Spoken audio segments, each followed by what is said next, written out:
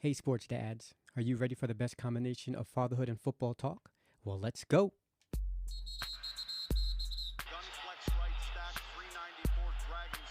It's that time to have a conversation about fatherhood and football and relation. Ready, set, hut, grab your kids and huddle up. We might get deep, but just run it up the gut. So put your jersey on and clap for the home team. It's the dad's thing, yeah, you know what I mean. So tell a friend to tune in if you heard me. To the best show in town every Thursday. Fatherhood and football, it's a dad's thing. Fatherhood and football, it's a dad's thing. Fatherhood and football, it's a dad's thing. Fatherhood and football.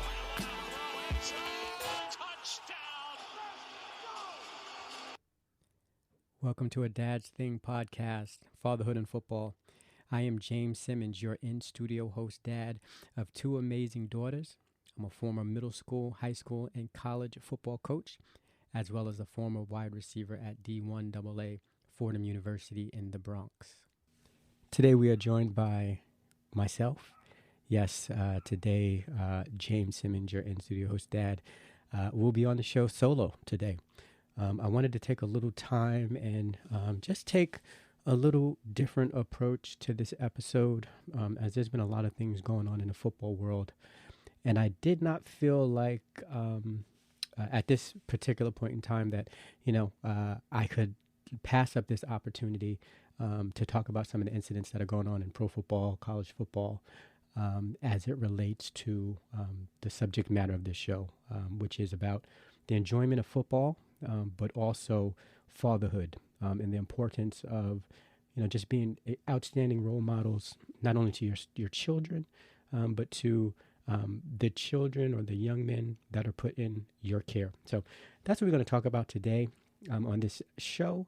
And I want to start out by reading a post that I wrote on Facebook on October 12th. So the post reads, "I've had a blast connecting with teammates, coaches, and friends, talking fatherhood and football over the last several weeks. These relationships are meaningful, very important to me, and shaped me into who I am today. I am grateful for being raised by a mother and grandmothers that instilled love and love for humanity in me. If not for them and other influential people in my life, the racist, homophobic, and misogynistic coaches may have succeeded in grooming me to follow in their ways of hate. From the age of 10 to 21, I was exposed to those levels of hate. At age 10, I knew the F word was wrong, but my coach used that word as if it was the name of one of his kids. And I've matured enough past my late teens to understand going home to your white girlfriend wasn't an iteration of endearment from another coach. Football relationships are no different than any non-athletic relationships we develop. There is no such thing as shut up and insert any athletic action there. As coaches, we have to do better. As mothers, fathers, sons, and daughters, we got to do better. Call it out when you see it. Be a part of the solution and not the problem."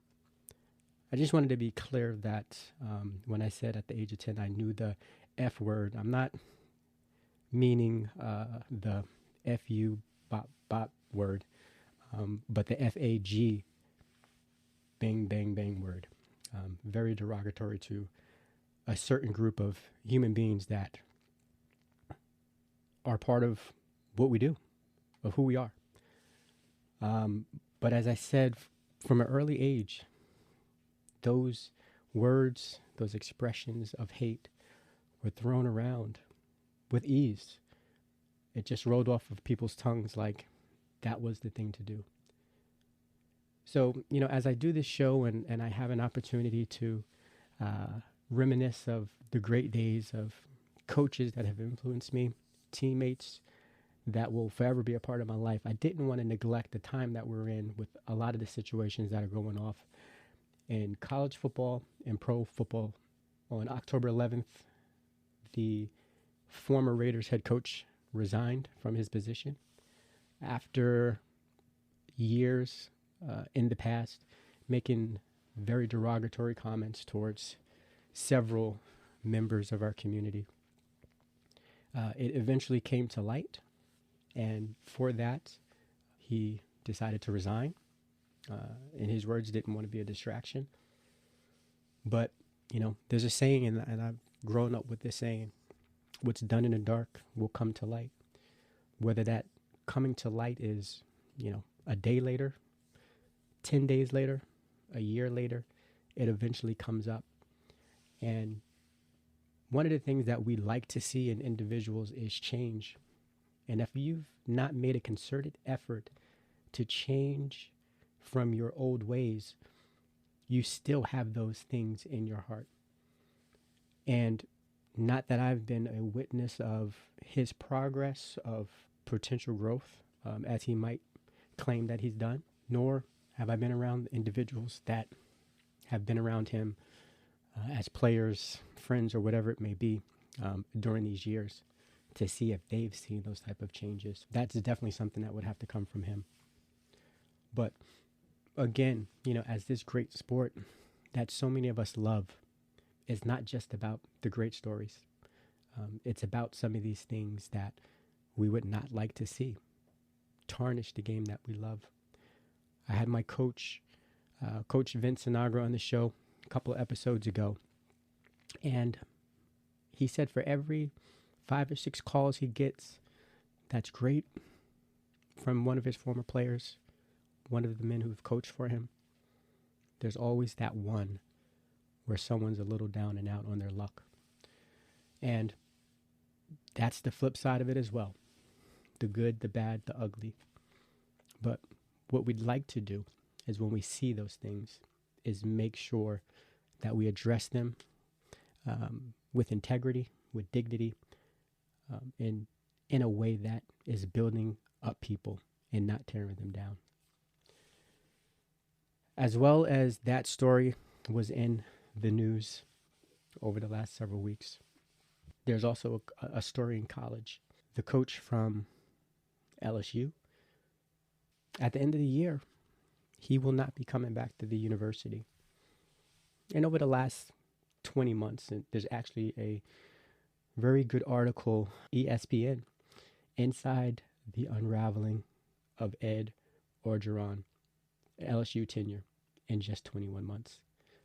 From going to the highest of highs of winning a national championship to having players allegedly involved in assaults of sexual natures, some of those things. Losing his team in the locker room, in the field. In that article I just mentioned from ESPN, there was a quote saying, there are guys that will run through a wall for their coaches. They wouldn't run to the bathroom for him. Talking about the LSU players and the lack of respect that they have for their current coach, who will have the opportunity to coach these young men until the end of the year. So along with some of those things, just the losing of a team, I remember some situations where his team was, during the summer, wanting to have a rally for social justice. He was not aware of that rally when the young men did not show up for practice. But those are young men in that program, 18, 19, 20, 21. Very impressionable young men.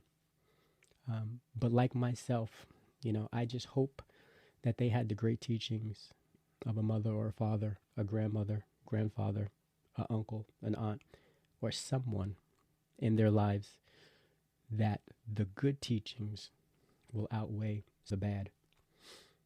And again, I'm not here to put anyone through the ringer.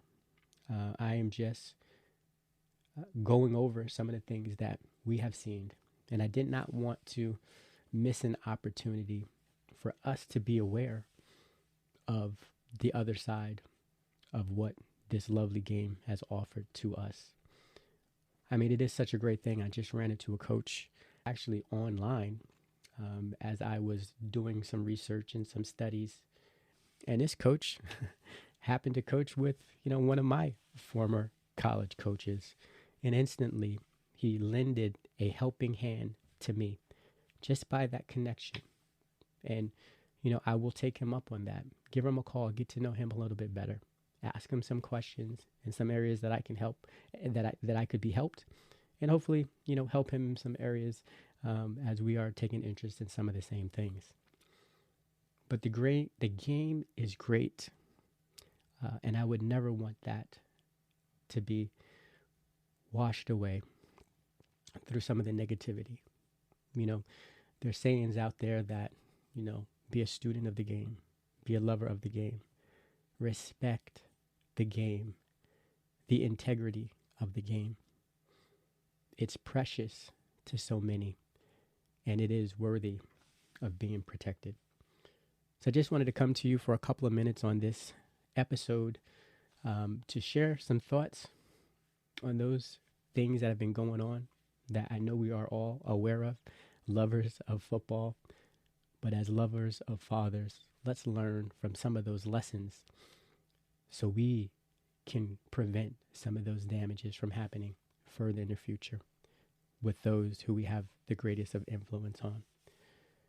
We will be back next week.